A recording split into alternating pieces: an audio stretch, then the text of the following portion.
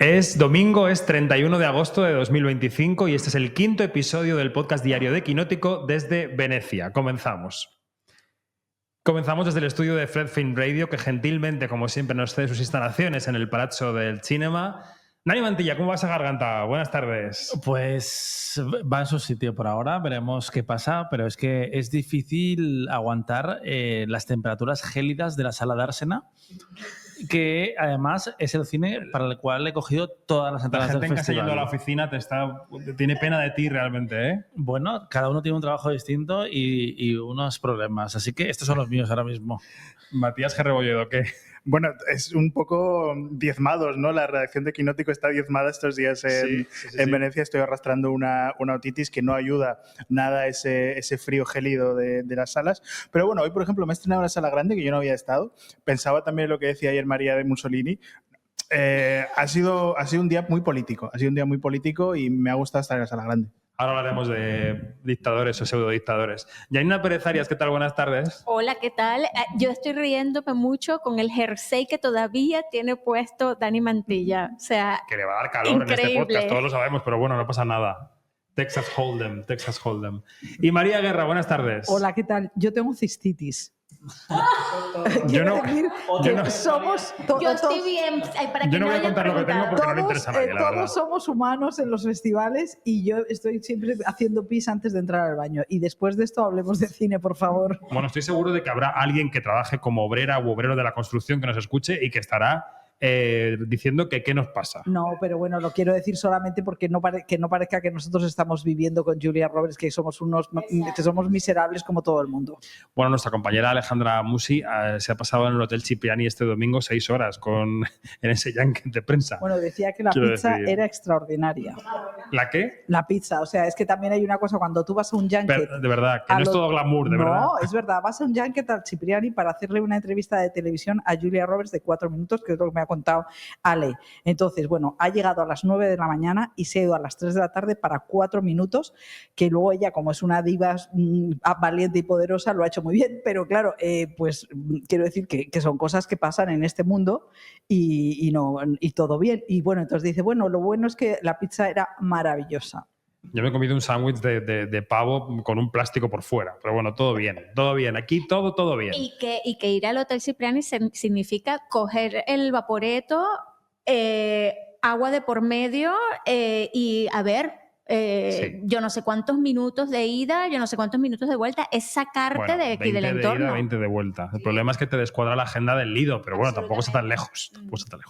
En fin, vamos a hablar de las películas del día, porque la gran película de este domingo ha sido The Wizard of the Kremlin, la nueva cinta de Olivier Assayas, que es un director al que le gusta mucho la historia, y la historia reciente, lo ha demostrado en varias ocasiones, con la miniserie y película Carlos, con Après, con un montón de cosas que ha hecho, ¿no? Y ha vuelto a esas andadas adaptando una novela que habla del ascenso al poder y el mantenimiento en el poder de Putin y de su principal asesor áulico hasta que lo dejó.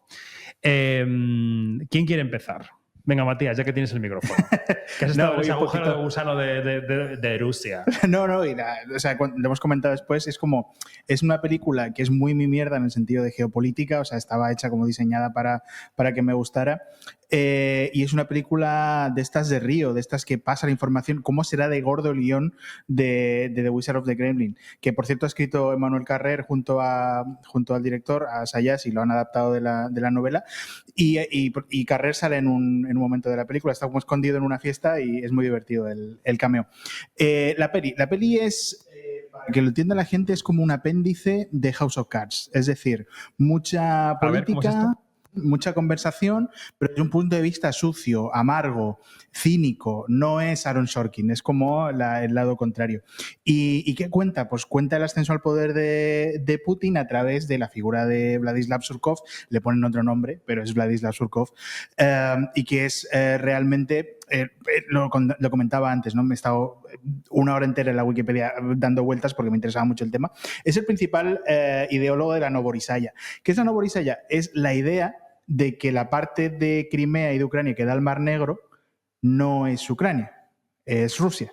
Y entonces ha desarrollado una teoría política extrema a nivel de las invasiones, por ejemplo, del Donbass y en reciente término, aunque llevamos ya 3 años de guerra, en Ucrania, a través de un concepto que se llama la soberanía democrática. Es decir, que el presidente de Rusia, en este caso, bajo ningún concepto, tiene que plegarse a lo que quiera un parlamento o a lo que quiera alguien más que sí mismo. Entonces, bueno, la fake democracy que decía el autor del libro original, y realmente va sobre eso, va sobre cómo se ha dado forma a la política en los últimos 25 años. Y es... Un momento, vamos a ir mezclando... Va por ahí, ¿eh? ¿Aportación corta, quizá? Sí, ¿O esperamos venga, el turno? No, muy corta. ¿Sabes quién ha leído mucho la Wikipedia también? Oliver Assayas, ¿vale? Porque es una película que se siente muy heredera de ese formato de biopic, y yo, estando muy entretenido con la historia, sentía que estaba viendo una TV movie de HBO de hace 15 años, cuando hacía ese tipo de proyectos como Recount, como Game Change, y que se han dejado de hacer porque las películas de televisión ya no se llevan y se hacen miniseries más largas, pero me recordaba exactamente a ese tipo de relatos. Pero por suerte es mejor que una película que nos ha nombrado David y que se vio en Venecia, que era espantosa, llamada La Red Avispa. No sé si os acordáis. Sí, era muy mala, la verdad. No, iba a decir que más allá de explicar esto que decía Matías, que digamos en la teoría central que llega al final de la película, el paisaje que pinta el mago del Kremlin, y voy con María, es: no os engañéis, Rusia está detrás de todo, conscientemente y sin que parezca que hay un plan. Están buscando el caos en todos los países del mundo a base de fomentar teorías que no tienen por qué coincidir con las propias, ¿no? Que eso es lo que a mí me ha, digamos, lo que me ha hecho girar la cabeza un poco. María Guerra.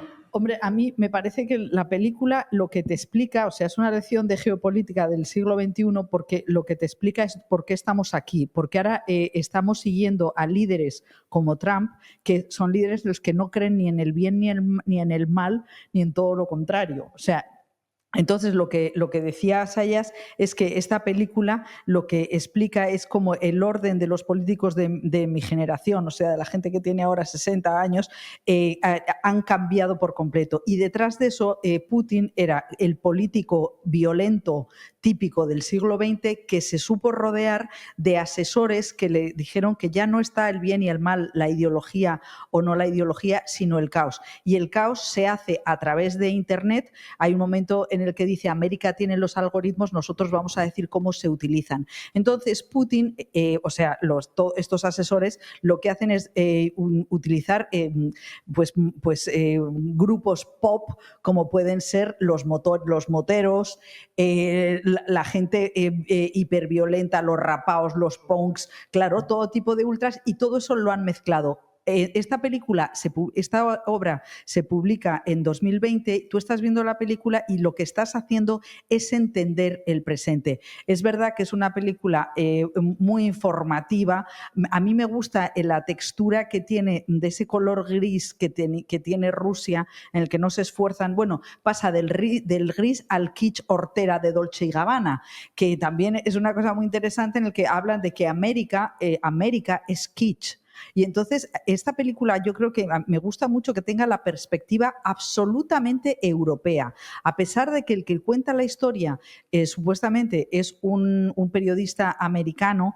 Lo que está esta película es explicándole, o sea, avergonzando a América, o sea, como la propia novela, pero la película se va a entender mucho más. Yo creo que en el otro lado del Atlántico hay gente que está teniendo úlceras continuamente por el ridículo en el que están cayendo. Entonces, es una película para gente que le guste la política, porque yo he salido del cine y hay gente que me decía: me parece un tostón, es completamente, como decía Dani, Wikipedia. Lo que pasa es que es un cubo de Kubrick perfectamente armado y te explica dónde estamos. El horror es que no sabes a dónde vamos. Entonces yo creo que es muy importante que una película sea capaz de hacerte sentir y entender tantas cosas. Y luego ya termino, me parece que el que lleva la historia, que es Paul Dano, en ese papel de Rasputin, está maravilloso. Es verdad que el chico está dotado con un rostro que da miedo y que lo utiliza muy bien y además con una complexión física también que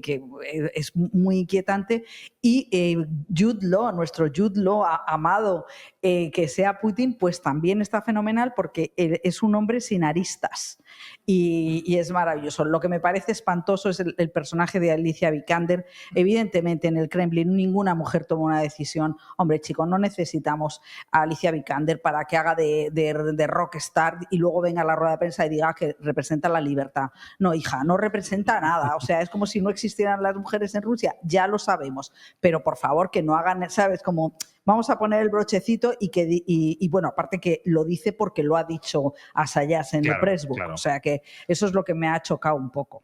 Janina. Bueno, a mí me ha fascinado la cuestión de cómo nos pone Assayas en la pantalla los mecanismos de la política, ¿no? Esa cuestión tan perversa.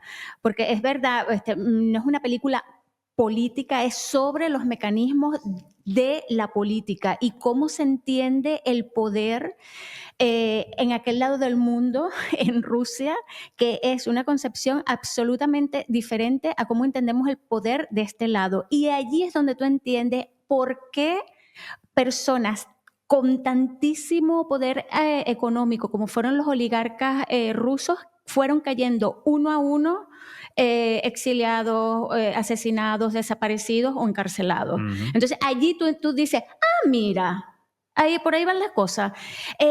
Y claro, y también está la cuestión esta de cómo un sistema como fue el de la Unión Soviética se desmorona, pero quedan allí las ruinas y las piezas que como un las brasas. Que como un bicho de estos de los Transformers se vienen a unir y de allí sale un mutante peor de lo que había antes, ¿no? Y claro, eso allí está Putin, que es como que el que encarna todo esto, y Putin entiende muy bien que necesita un líder. Aunque desde este lado del mundo, vuelvo y repito, tengamos la idea de que es un pedazo de loco, pero es un pedazo de loco que sabe exactamente lo que está haciendo, que eso es lo más escalofriante, ¿no? ¿Cuál es la importancia que yo le veo a la película de Assayas? Que tiene todo el derecho del mundo a ser así como un telefilm, porque es que de otra manera a los espectadores no les va a calar esto que es tan importante, ¿sí? Si él se hubiese decantado por un lenguaje cinematográfico, todo, te pierdes en lo importante. ¿Y qué es lo importante? Que nos digan cuáles son esos mecanismos y qué es lo que se está usando y por qué es tan importante entender que estamos en la ñoña ahora mismo y cómo vamos a salir de eso. Esa es la gran pregunta. ¿Se podrá desactivar Putin algún día, sí o no? Ahí estamos. Tengo a Dani con la palabra pedida y a María también, o sea que venga, como queráis. No, Dani.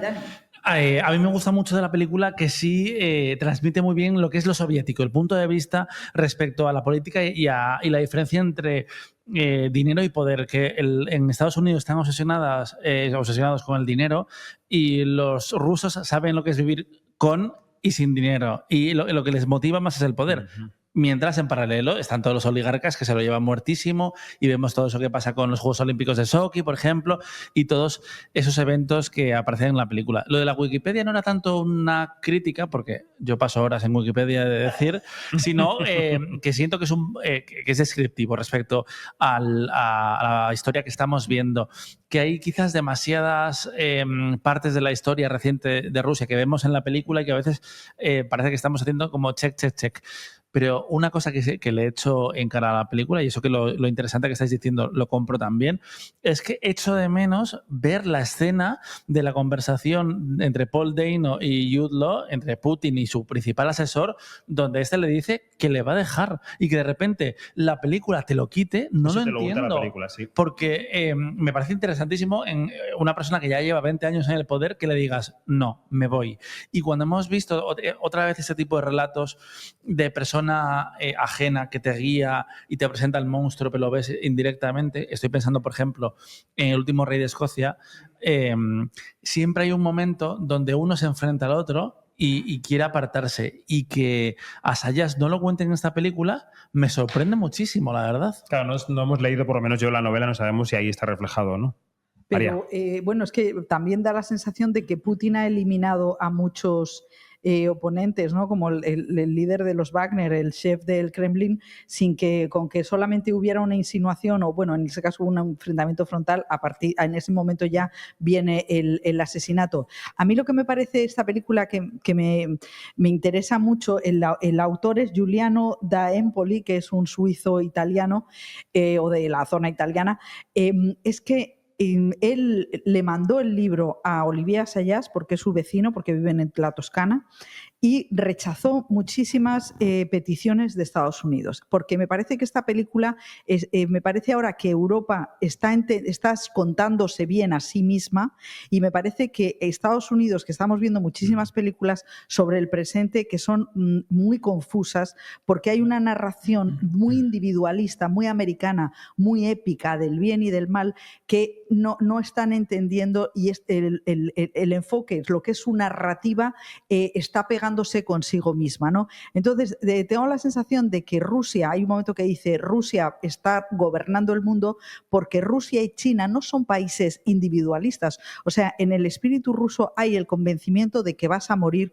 y que la gran Rusia va a seguir de la misma manera que está en China. Entonces, me parece que la película cuenta muy bien el caso ruso y cómo afecta a toda la globalidad, ignorando completamente a Estados Unidos. Porque Estados Unidos está perdidísima, y lo que nos afecta a nosotros como espectadores es que sus narradores, sus cineastas, también, porque estamos viendo que los intentos que están haciendo de contar el presente, es verdad que Coppola contó la guerra de Vietnam un poquito más tarde, pero la contó, y no hay una gran película americana que esté contando la debacle. Entonces yo creo que hay un eje que se pierde, y es que Estados Unidos está atrapada en la narrativa épica de Homero, y entonces están perdidos, y esta película sí que tiene ese enfoque europeo, ¿no? De hecho, hay un diálogo que yo creo que es clave en la película, que se produce, creo que al principio, cuando hablan del final de la Guerra Fría,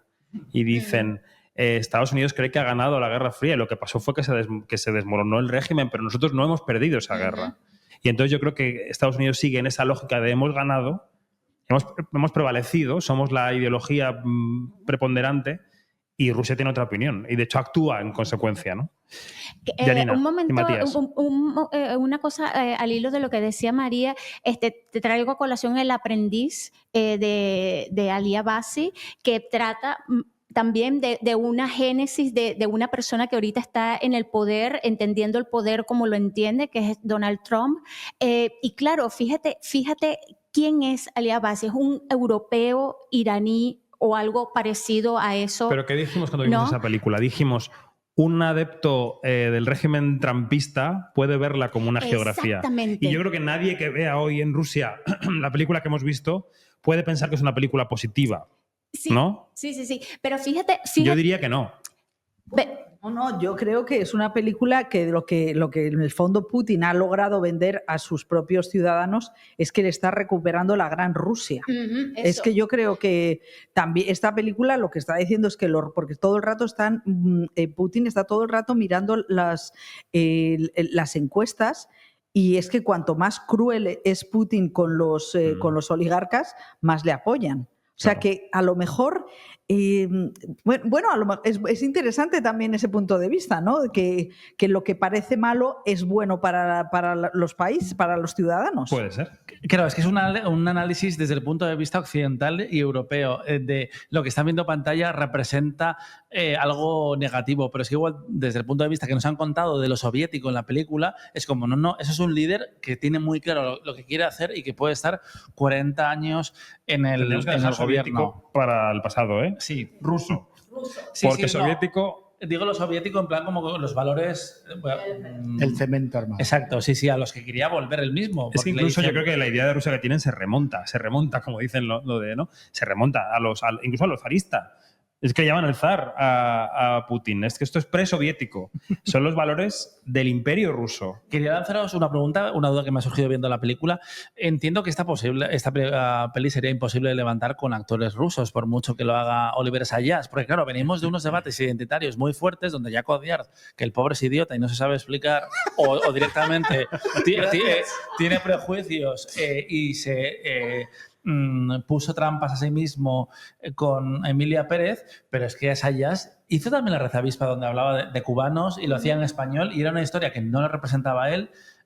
Carlos, igual, aquí vuelve a hacer lo mismo, pero parece que él se está librando por lo menos de esta conversación. Ahí quería ir porque se me estaban agolpando las ideas. Creo que The Wizard of the Kremlin es una película sorda, para lo bueno y para lo malo. Para lo bueno, me quedo con cómo evita la geografía, lo que decíamos de Putin, ¿no? Que pueda ser tomada como un manual de instrucciones porque realmente no llega a ninguna parte. Hablabais de esto de la geografía y me parece curioso porque justo esta semana hay una respuesta oficial del Kremlin a la película.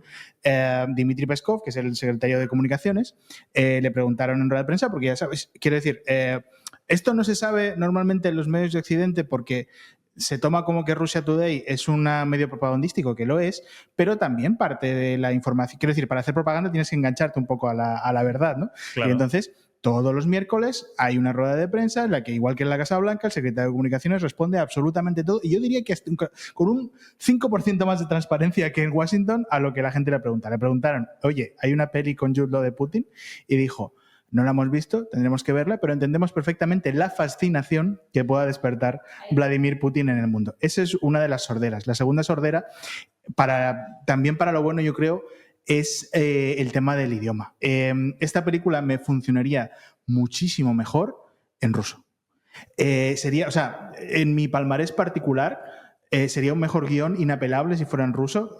Si la firmara cualquiera de los, yo qué sé, el mismo Serebrennikov, ¿no? Gente que está en el exilio y que ha trabajado con... o a Sayas incluso, sí, claro. que trabaje con un director de actores para escuchar ejecutar. A Putin con la cara de Jude Law y el acento de Essex de Jude Law es un ejercicio un poco esquizofrénico. Estamos demasiado acostumbrados y es verdad que no nos canta tanto porque estamos acostumbrados a esa manera de ver el cine. Claro. Pero sí ganaría muchísimo más en ruso, por supuesto. Y ya el último punto, hablabais también de Sarkov, de cómo la película realmente no nos entrega ese final, no nos habla de eso, y eso tiene mucho que ver con la relación de él con Putin.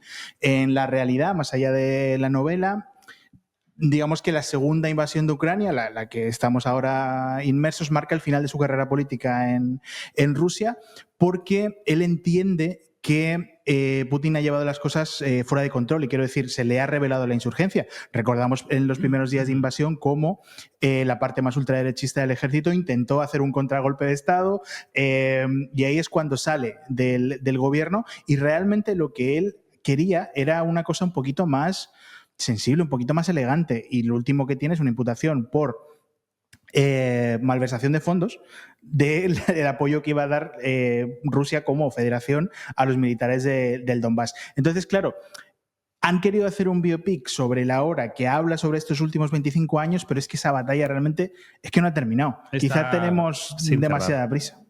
Sin cerrar. ¿Alguna cosa más? Claro, es que me estoy acordando de Chernóbil.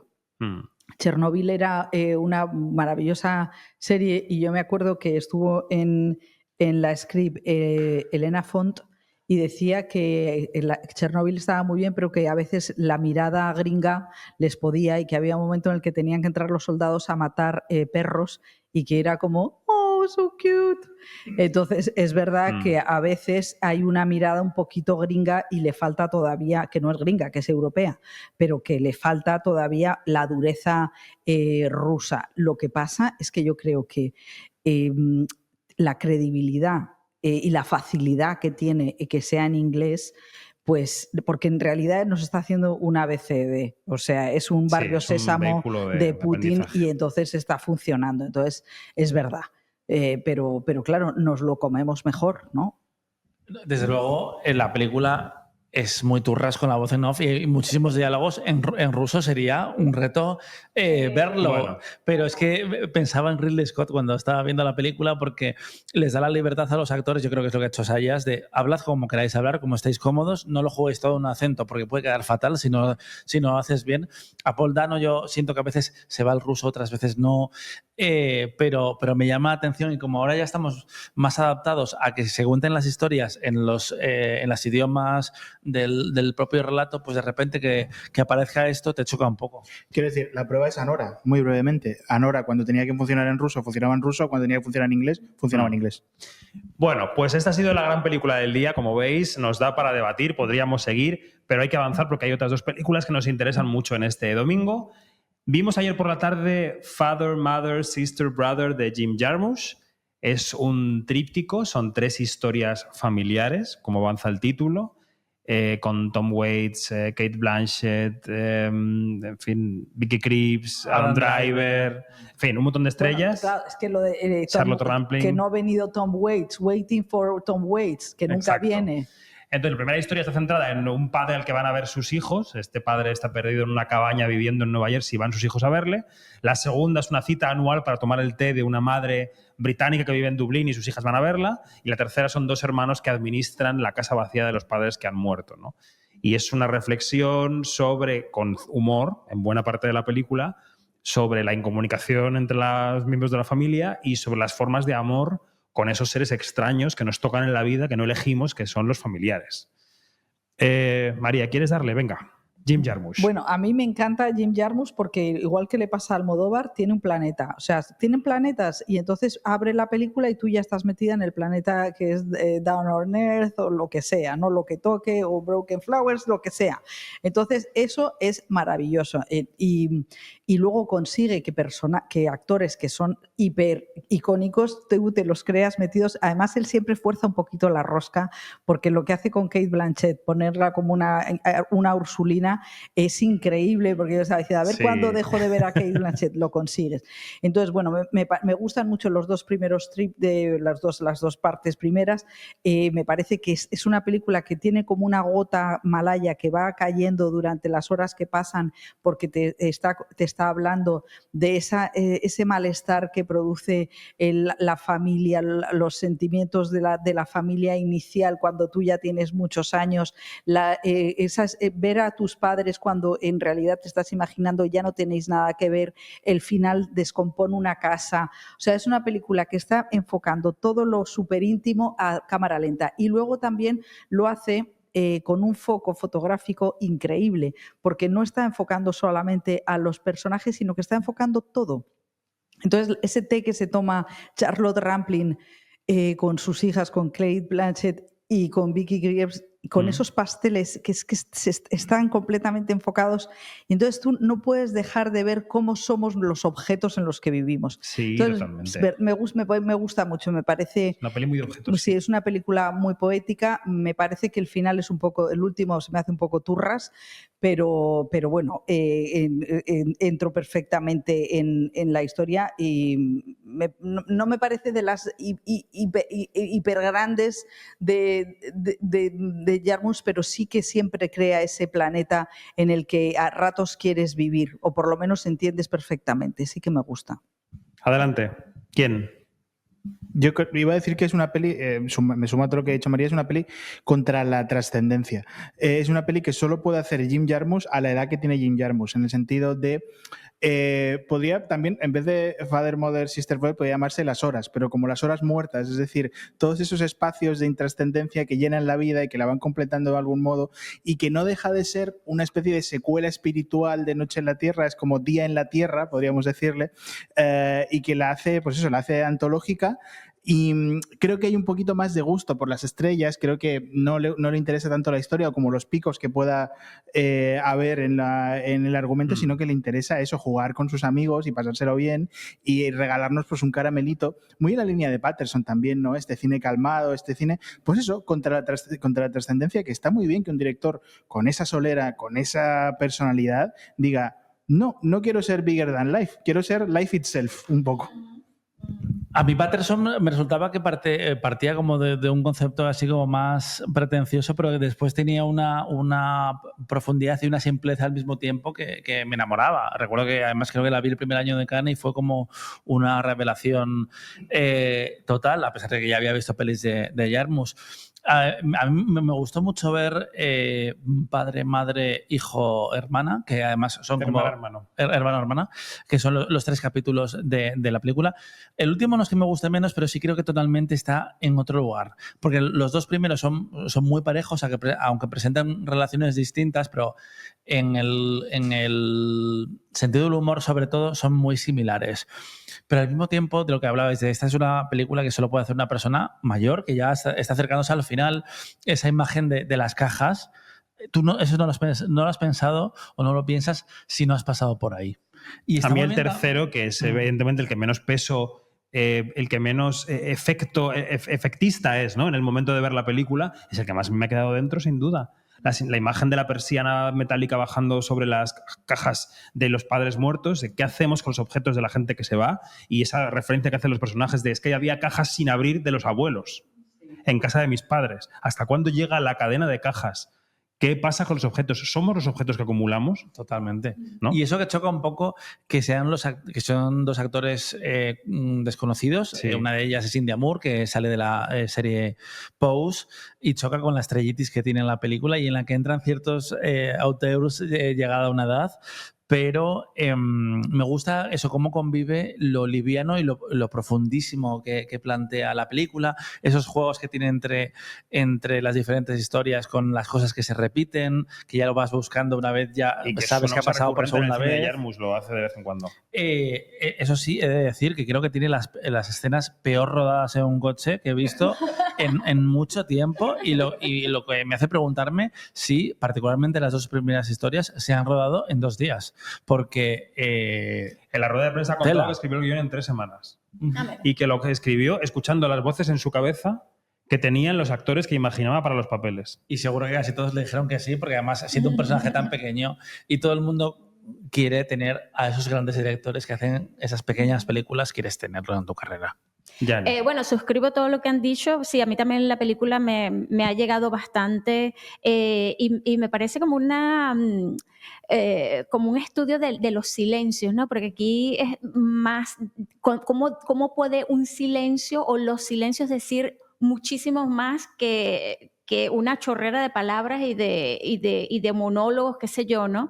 Y estoy de acuerdo con David en que la tercera historia, que se trata de unos hermanos que son mulatos, que vienen o sea, son el padre negro, la madre blanca, tienen otra historia, tienen otro bagaje cultural, tienen hasta otra manera de comunicarse. Allí los silencios se reducen y hay más palabras, hay más intercambio. Y aquí tú ves la diferencia también que establece Jarmusch entre estas familias angloparlantes que son bastante secas y muy alejadas de nuestra cultura latina.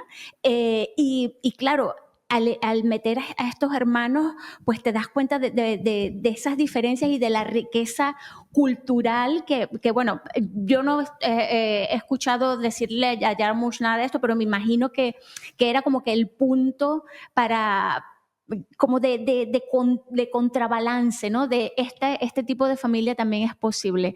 En cuanto a las actuaciones, pues me encanta el registro que tiene Cate Blanchett aquí.